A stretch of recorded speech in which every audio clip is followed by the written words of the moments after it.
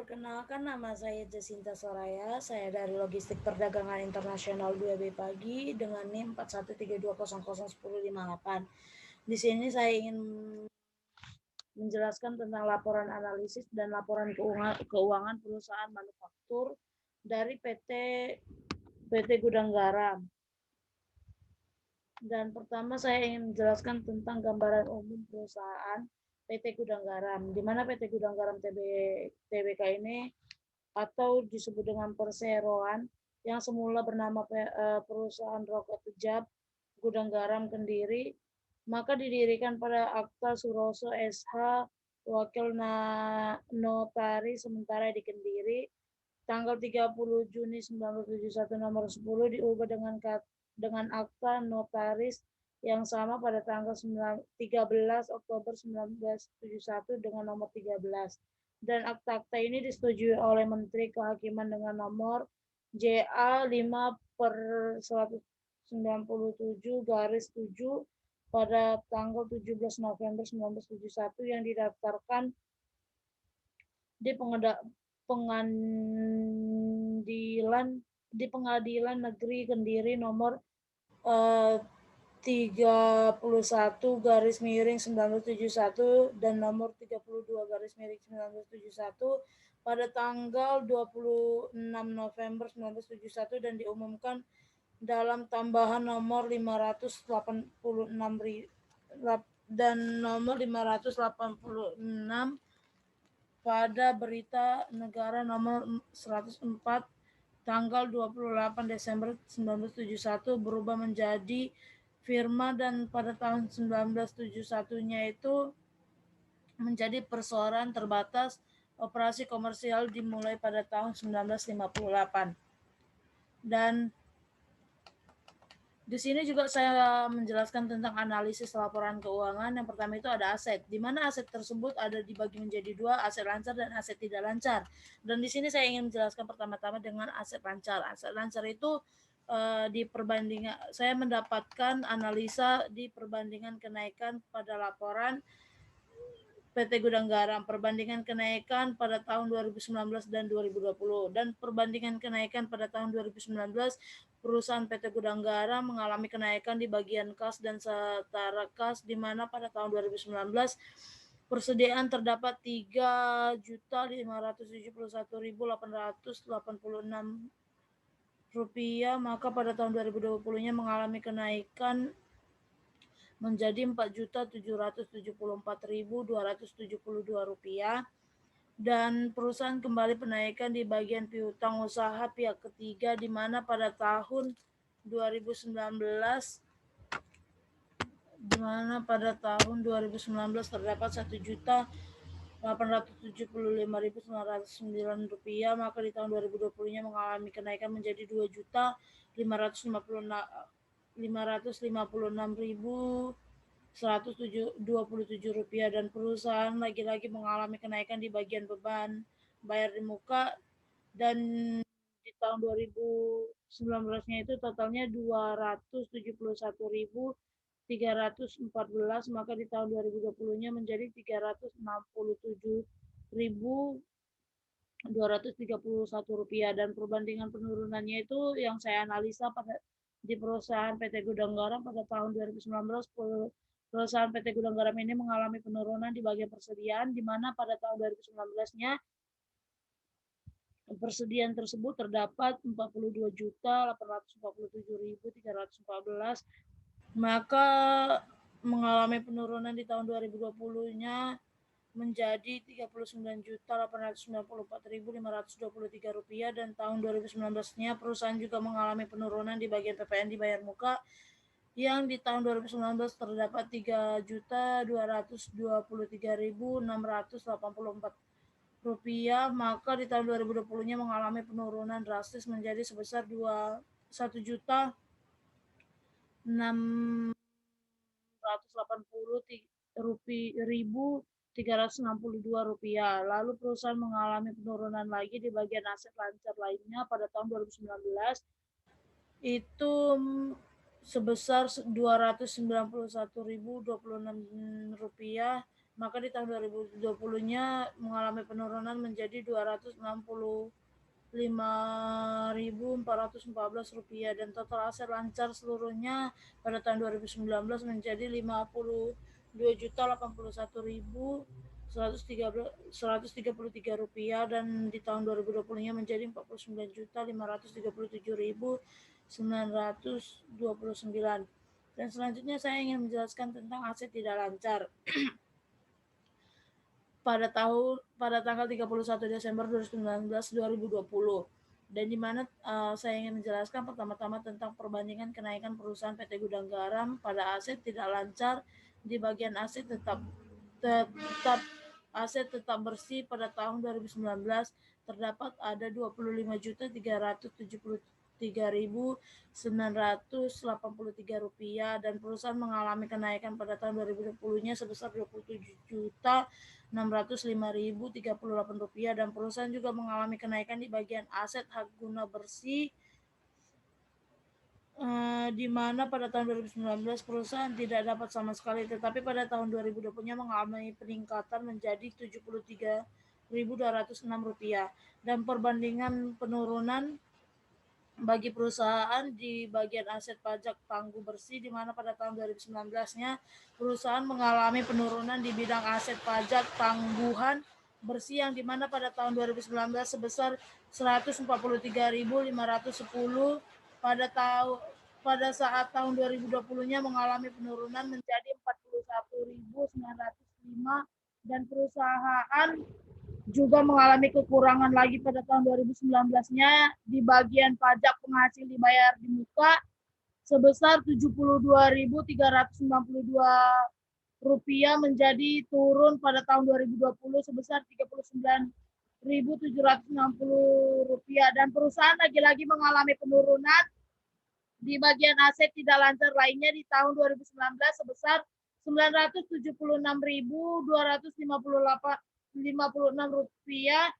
menjadi turun pada tahun 2020-nya menjadi Rp793.571 dan total keseluruhan pada aset tidak lancar di tahun 2019 menjadi Rp26.166.141 dan tahun 2020 menjadi Rp28.480.480. Maka total seluruh aset pada tahun 2019 menjadi Rp78.647.274 dan tahun 2020-nya menjadi Rp78.491.409 dan di sini saya ingin menjelaskan juga di bagian liabilitas di mana liabilitasnya dibagi menjadi dua, ada jangka panjang dan ada jangka pendek. Dan di sini saya pertama-tama ingin menjelaskan di jangka pendek dulu. Liabilitas jangka pendek mengalami perbandingan penurunan perusahaan PT Gudang Garam di bagian pinjaman bank jangka pendek, di mana pada tahun 2019 terdapat Rp17.216.439 dan di 2020-nya mengalami penurunan drastis menjadi Rp6.9.226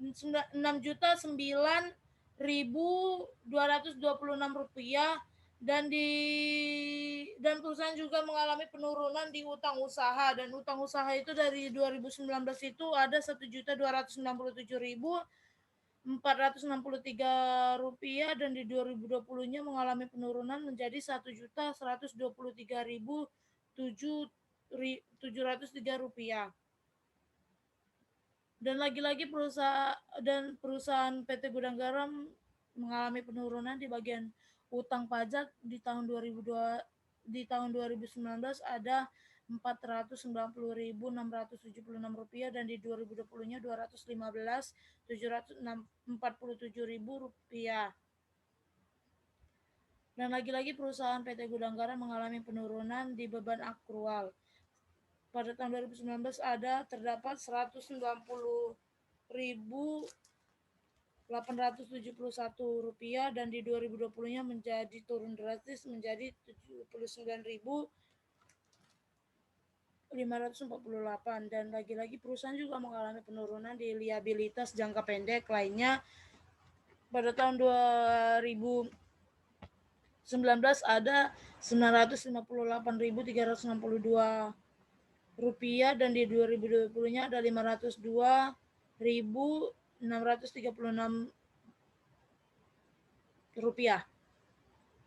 Dan lagi-lagi perusahaan juga mengalami perbandingan kenaikan, di mana perbandingan kenaikannya itu ada di bagian utang, cukai, PPN, dan pajak rokok.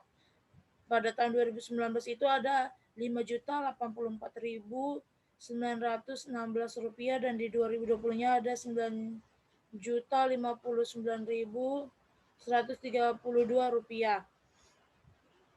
Dan total liabilitas jangka pendek itu di tahun 2019 adalah 25.258.000, dan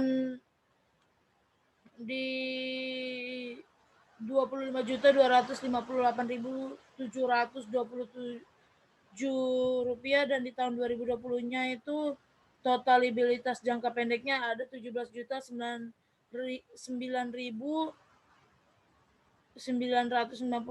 rupiah.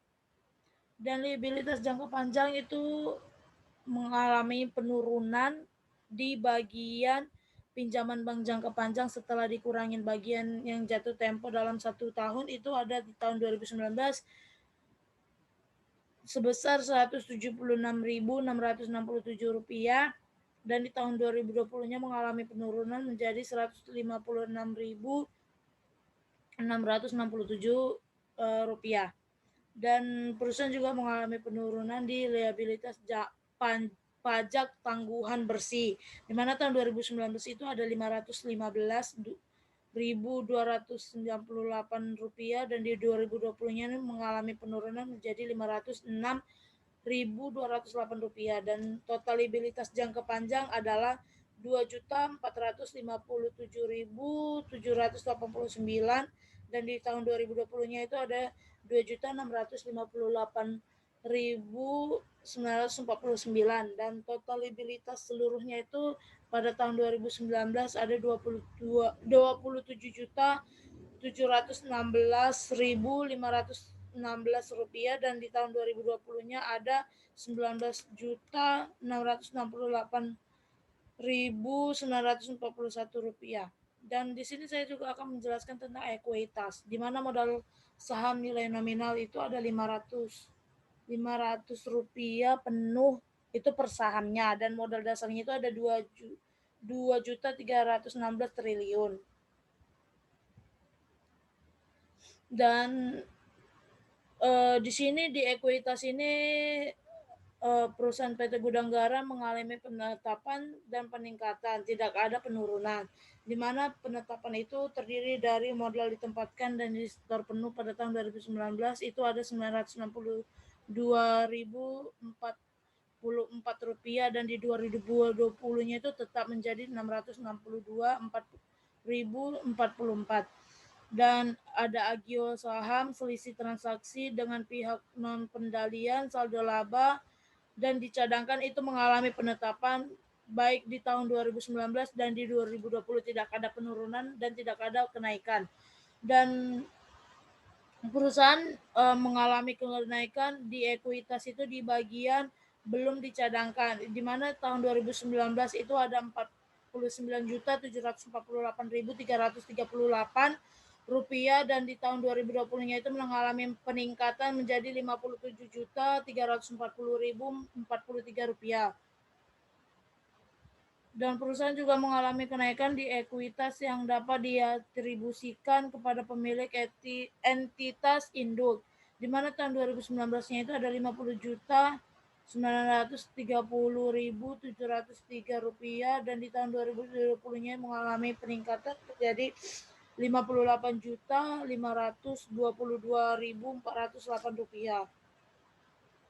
Dan perusahaan PT Gudang Garam juga mengalami kenaikan di bagian ekuitas, yaitu di kepentingan non pendalian, di mana tahun 2019 ada 55 dan di 2020-nya mengalami peningkatan menjadi 60. Dan total ekuitas itu ada di tahun 2019 ada 50.930.000 Rupiah dan di tahun 2020-nya menjadi 52.468 rupiah. Dan total liabilitas dan ekuitas pada tahun 2019 itu ada 78.647.274 dan di tahun 2020-nya ada 78.191.409 rupiah. Dan di sini saya ingin menjelaskan tentang nilai penjualan, di mana nilai penjualan catatan pendapatan naik 3,57% dari 110,52 triliun pada tahun 2019 menjadi 14,47 triliun pada tahun 2020. Biaya pokok penjualan naik 10,65% menjadi 97,8 triliun.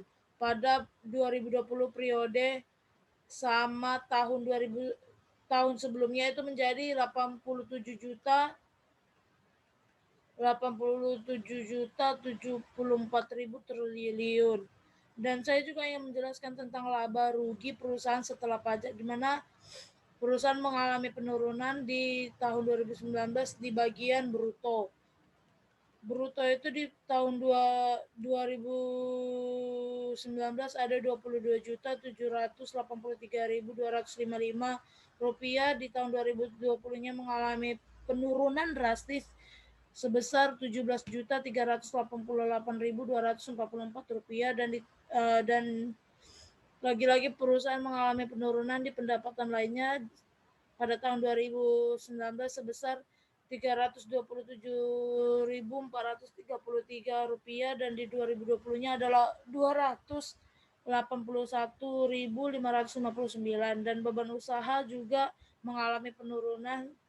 Itu di tahun 2019 ada 7.993.256 rupiah dan di tahun 2020-nya itu mengalami penurunan menjadi 7.581.497 rupiah. Dan perusahaan juga mengalami penurunan di beban lainnya, yaitu di tahun 2019 ada 24.167 rupiah dan menurun drastis di tahun 2020-nya itu menjadi 3.759 rupiah. Dan laba rugi setelah pajak itu totalnya pada tahun 2019 ada 15.073.090 rupiah dan di tahun 2020-nya ada 10.045.855 rupiah. Dan di sini saya juga ingin menjelaskan tentang harga pokok penjualan, di mana perusahaan mengalami penaikan di bagian pendapatan, di mana tahun 2019 perusahaan PT Gudang Garam ini sebesar ada 110.523.819 rupiah dan di tahun 2020-nya ada 14 juta, naik drastis menjadi 14.477.311 rupiah dan biaya pokok penjualannya itu ada di tahun 2019-nya itu ada 87.740